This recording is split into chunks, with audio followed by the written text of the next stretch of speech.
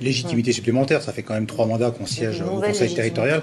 Et c'est vrai qu'il y a un élément qu'on n'a peut-être pas assez évoqué, c'est quand même la crise du pass sanitaire. Je pense qu'il y a eu également dans cette campagne un tournant vraisemblablement en janvier. Moi j'entendais Annick Jardin dire je veux redonner le sourire à la population. Mais le sourire, elle l'a enlevé avec certains de ses collègues Cap sur l'avenir au mois de janvier. Et ça a laissé, et je pense que les élus n'ont pas compris la fracture qu'il causait dans cette population.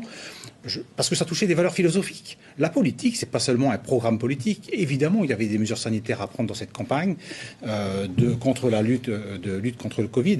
Mais je pense que quand la ministre dit dans sa conclusion, on débat télé, une campagne ne se joue pas sur le pass, mais c'est qu'elle est déconnectée de la réalité. Elle n'a pas compris que c'était bien plus profond que seulement une mesure sanitaire. Ça touchait aux valeurs de la population, à l'unité de la population, à ses valeurs morales et philosophiques. Et je regrette, objectivement, on peut être en désaccord avec Annick Jardin sur un certain nombre de points, mais sur le plan moral, je pense qu'il y a eu une faute majeure de Cap sur l'avenir au moment du pass sanitaire. Un manque de lucidité qu'Archipel Demain a essayé de porter. On a été mis en minorité, c'est la loi de la démocratie, j'ai presque envie de dire, face aux élus qui étaient avec le préfet à ses côtés. Et on voit les traces que ça laisse. Et le vote ce soir de contre Cap sur l'avenir, entre guillemets, parce que pour moi, il y a une partie de vote contre Cap sur l'avenir.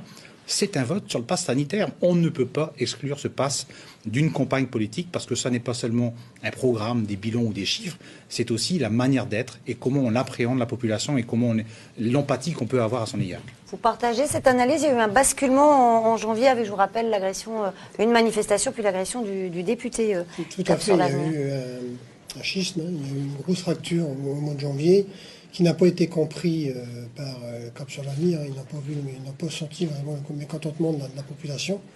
Parce que le jour de la fameuse manifestation où il y a eu cet incident, il y avait tous les profils.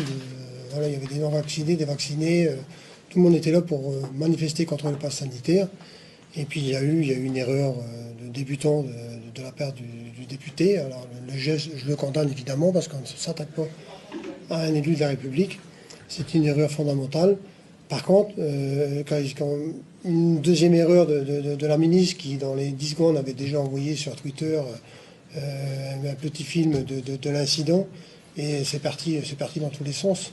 Donc ce jour-là, la population a senti une trahison, et puis les coupables traînés en justice. Vous savez, quand la machine est en route, la machine judiciaire est en route, on ne sait pas jusqu'où ça peut aller. Les conséquences peuvent être importantes.